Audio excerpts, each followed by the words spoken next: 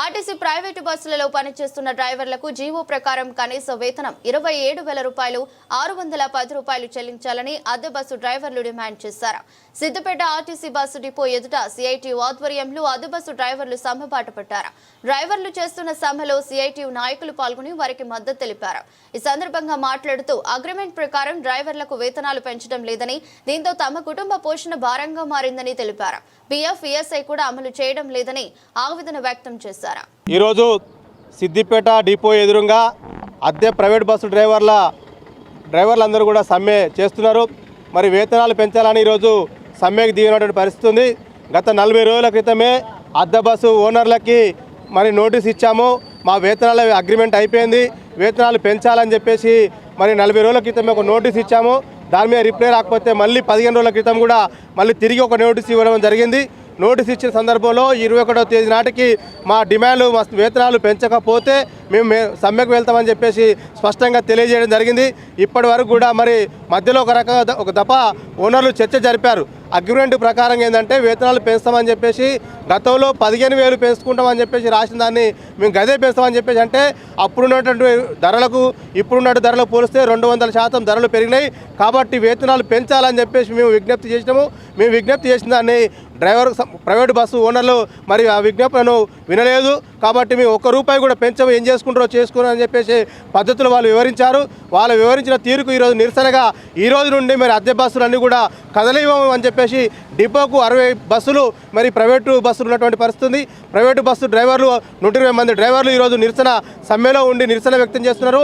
ఇప్పటికైనా ఓనర్లు మరి స్పందించి మరి అద్దె బస్సు డ్రైవర్ల యొక్క వేతనాలు పెంచాలి. దయచేసి ఏంటంటే ధరలు పెరిగినాయి కాబట్టి పెరిగిన ధరలకు అనుగుణంగా వేతనాలు పెంచమంటున్నాము. ఈరోజు మరి ప్రైవేటు బస్సులో ఉన్నటువంటి వాళ్ళకి ఆర్డినరీ బస్సుకు 15,500 రూపాయలు ఇస్తున్నారు. ఎక్స్ప్రెస్ బస్సుకి అయితే 16,500 రూపాయలు ఇస్తున్నారు. 15,000, 16,000 తోటి ఈరోజు మరి జీవనం కొనసాగే పరిస్థితి ఉందా అని చెప్పి మీరు ప్రశ్నిస్తున్నాము. ఖచ్చితంగా జీవో ప్రకారంగా 12వ జీవో ప్రకారంగా 27,610 రూపాయల వేతనాలు ఇవ్వాలి డ్రైవర్లకి. కానీ మేము ఉన్నదాని మీద పెంచి ఇవ్వాలని చెప్పేసి మేము అంటున్నాం. దాదాపు మరి 25,000 రూపాయలన్నా కనీసం పెంచి ఇవ్వండి అని చెప్పేసి చెప్తున్నాము. జీవోలో ఉన్నది కాకుండా మీరు ఉన్న పరిస్థితిని బట్టి మీకు వచ్చేటువంటి డిపో నుండి సంబంధించిన గవర్నమెంట్ నుండి వచ్చేటువంటి ఇన్కమ్ను బట్టి మీరు డ్రైవర్లకు ఇవ్వాలని చెప్పే పద్ధతిలో మేము అడిగాము, బేరసారాలు చేశాము. అయినా కూడా ఓనర్ నుండి స్పష్టమైన స్పందన రాలేదు. కాబట్టి స్పందన వచ్చే వరకు, వేతనాలు పెంచే వరకు అద్దె బస్సులను కదలివ్వబోమని చెప్పేసి సందర్భంగా భీష్మించుకొని కూర్చున్నాం. మేము గత 40 రోజుల క్రితము మేము సమ్మెకు నోటీస్ ఇచ్చినాము. ఇంతవరకు కూడా ఓనర్ల నుంచి ఏ రెస్పాన్స్ కూడా రాలేదు. గత 15 రోజుల కింద ఒక 1,500 రూపాయలు పెంచుతామని చెప్పేసి అన్నారు. ఇంతవరకు కూడా 1,500 కంటే రూపాయి కూడా పెంచాం, ఏం చేసుకుంటారో చేసుకోమని అంటే ఈరోజు ఈ నిరసన కార్యక్రమాలకు అనుకూలంగా మా అద్దె బస్సు డ్రైవర్లు అందరూ ఈరోజు సమ్మె చేయడం జరుగుతుంది. అందులో మాకు ఈ నిత్యావసర సరుకులు అన్నీ పెరిగినాయి కాబట్టి మా జీతం సరిపోతలేదు. మాకు జీతాలు పెంచగలరని మా మనవి. డిపో పిహెచ్పి డ్రైవర్లు మేము ఇంతకుముందు ప్రతి 2 ఇయర్స్కి ఒకసారి మా అగ్రిమెంటు ఈ 2 ఇయర్స్ దాటిపోయింది. అది బస్సు ఓనర్కి అందరికీ మేము కూడా విజ్ఞప్తి చేస్తూ ఉన్నాం. పోయినసారి జీతాల కంటే పోయినసారి తక్కువ చేసినాము, ఈసారి కూడా తక్కువ చేసుకోలేము అని చెప్పేసి పోయినసారి మేము అగ్రిమెంట్లో కూడా చెప్పడం జరిగింది. అయినా సుతా మళ్ళీ సేమ్ మీరు ఆ రోజు రాసుకున్న అగ్రిమెంటే కదా, ఈ కొత్త అగ్రిమెంట్ కాదు కదా, ఈసారి పెంచి ఇస్తామని చెప్పేసి ఆ అగ్రిమెంట్ కాకుండా పెంచి ఇస్తామని చెప్పేసి అన్నారు.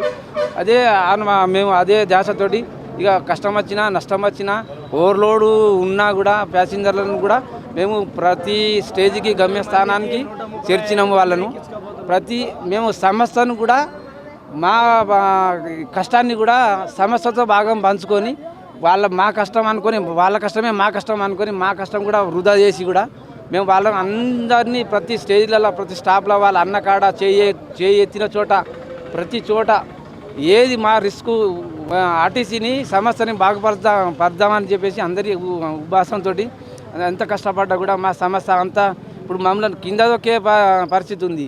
మా సమస్య మమ్మల్ని కూడా గుర్తిస్తే మేము కూడా వాళ్ళని కూడా గుర్తిస్తామని చెప్పేసి మేము కూడా ఉపాసన చేస్తూ ఉన్నాం. మా డ్రైవర్ని పద్ధతిగా కూడా మీరు కూడా గుర్తిస్తే మేము కూడా మాకు కూడా కొద్దిగా మా ఓనర్ కానీ మా ఆర్టీసీ సంస్థ కానీ మాకు కూడా సద్వినియోగం చేసుకుంది, మాకు కూడా కొంత సహాయపడుతుందని చెప్పేసి మేము కూడా కోరికతోటి మేము ప్రార్థన చేస్తూ ఉన్నాం. ప్లీజ్ ఆర్టీసీ సమస్య వాళ్ళందరికీ చెప్తా ఉన్నాము, మా సమస్యలను కూడా వినండి. మీ సమస్యలు ప్రతి సమస్యలను మేము ప్యాసింజర్ సమస్యలను వింటూ ఉన్నాము, మీ సమస్యలు వింటూ ఉన్నాం, అధికారి సమస్యలను కూడా వింటూ ఉన్నాము. కానీ